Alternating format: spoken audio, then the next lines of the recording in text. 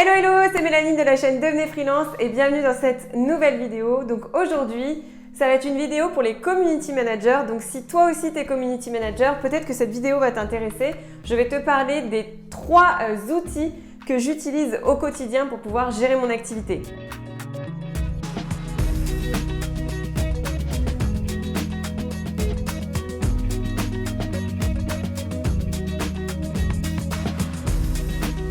Alors, le premier outil que j'utilise énormément, c'est Canva. Donc Canva, c'est un outil qui te permet en fait de créer des publications, de faire du graphisme facile. En fait, si tu n'es pas graphiste, tu peux utiliser Canva de manière hyper simple. Et en plus, c'est très simple d'utilisation. Tu peux créer des dossiers. Alors moi, ce que j'ai fait, c'est que j'ai créé des dossiers par client en fonction des chartes graphiques de chaque client. Et ensuite, tu as tout simplement à utiliser toujours, par exemple, les mêmes fonds, à changer les couleurs, les textes et éventuellement la photographie si tu en as une. En tout cas, c'est vraiment un outil au top. Pour vous dire, j'ai créé aussi, donc du coup avec Corinne, on est en train de co-développer une chaîne YouTube qui s'appelle Investir au féminin. Et sur cette chaîne, on utilise Canva très régulièrement pour faire nos miniatures, nos posts Facebook, nos posts Instagram. En fait, toute la com, elle est créée grâce à ce site internet. En plus, on s'est créé un dossier commun. Tu peux partager tes dossiers, donc tu peux créer des équipes aussi de travail.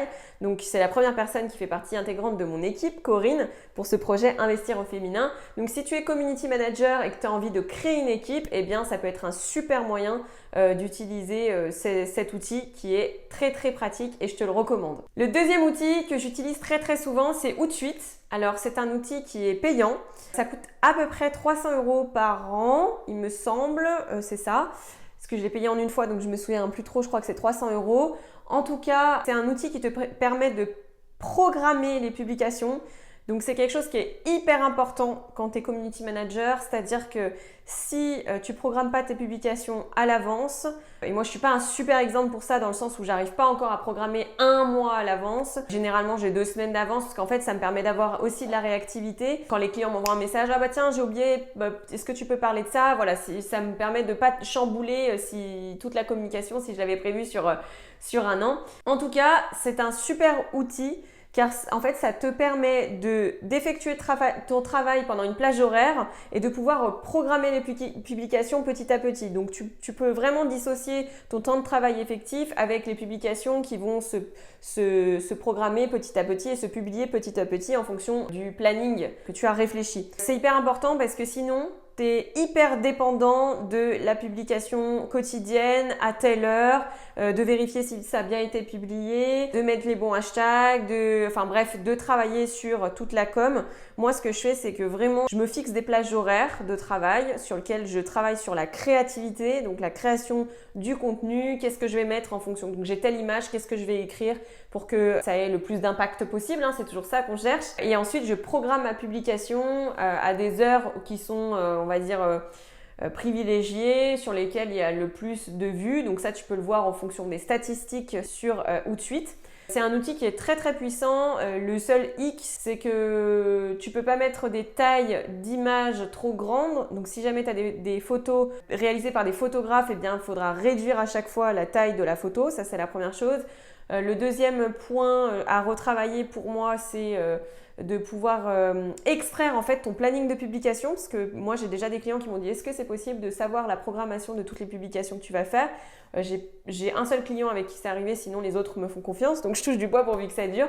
En tout cas, tu peux pas extraire en fait ton planning, donc c'est un peu dommage et ça j'ai déjà demandé en fait, j'ai déjà posé la question à Outsuite si on pouvait faire une extraction un petit peu comme quand tu écris sur Excel et que tu fais une extraction de tes données sur Excel pour pouvoir les envoyer au client, puisque comme ça tu n'as pas besoin de créer en parallèle un document Excel sur lequel tu notes lundi ce sera telle publication avec telle photo.